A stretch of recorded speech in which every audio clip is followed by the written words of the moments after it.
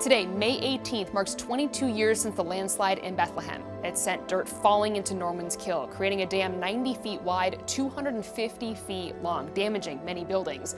Today, we take a look back on our coverage from that day.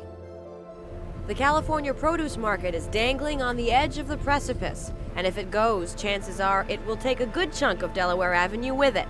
All day, pieces of pavement and foundation have been collapsing.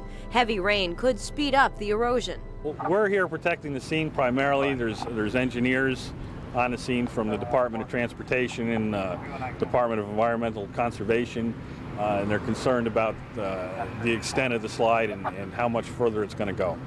Just in case, the phone lines were cut and the immediate area evacuated.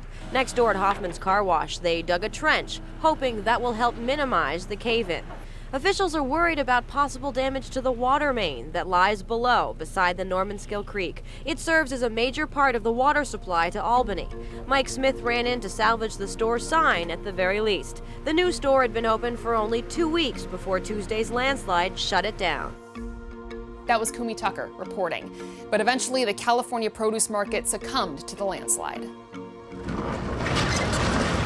After hours, even days of waiting, the inevitable arrived here in the town of Bethlehem. What once was the California produce business is now a pile of rubble tumbled into the Normanskill. I met with DOT officials.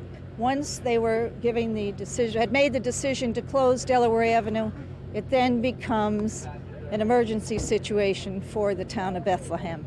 And a section of Delaware Avenue remains closed indefinitely, the fear being this landslide is not finished yet and could take a major portion of Delaware Avenue with it before it's all over. It's just continuing, and it's a matter of not knowing how far it's going to go before it stabilizes, and that's really an uncertainty for us at this point.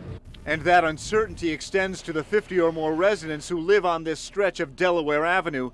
The town has no immediate plans to have them evacuate. Still, there is fear of what could come. I'm really concerned because they say that it might come across Delaware Avenue, so it's really very disconcerting. And I have a 13-year-old daughter who's really rather scared. And California Produce is not the only business affected by all this. Hoffman's Car Wash and Jiffy Lube has already lost one of its exit ramps to the landslide and is closed indefinitely. I don't think really anybody knows what's going to happen. And, you know, it looks like we're going to be shut down for possibly as much as several weeks. We're just looking forward to hopefully a speedy recovery here and to get open for business.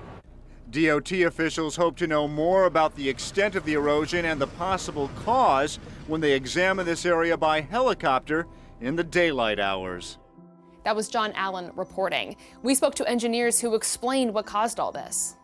Well, I think what happened with the heavy rains we've gotten in the past couple of weeks probably loaded up, and over time loaded up with water and created a fault plane. And I think there was some dumping up on top, debris over the years, garbage, and I think it loaded the slope and basically just the extra weight plus the water and just created a big old fault. If we get more rain, what's going to happen? Could possibly push back further. That road was closed for several months, and there have been more landslides in the years since this disaster. You can read more about those at WNYT.com. To see more News Vaults, just head to the Newschannel 13 YouTube page. Opening News Vault 13, I'm Rachel Tiede.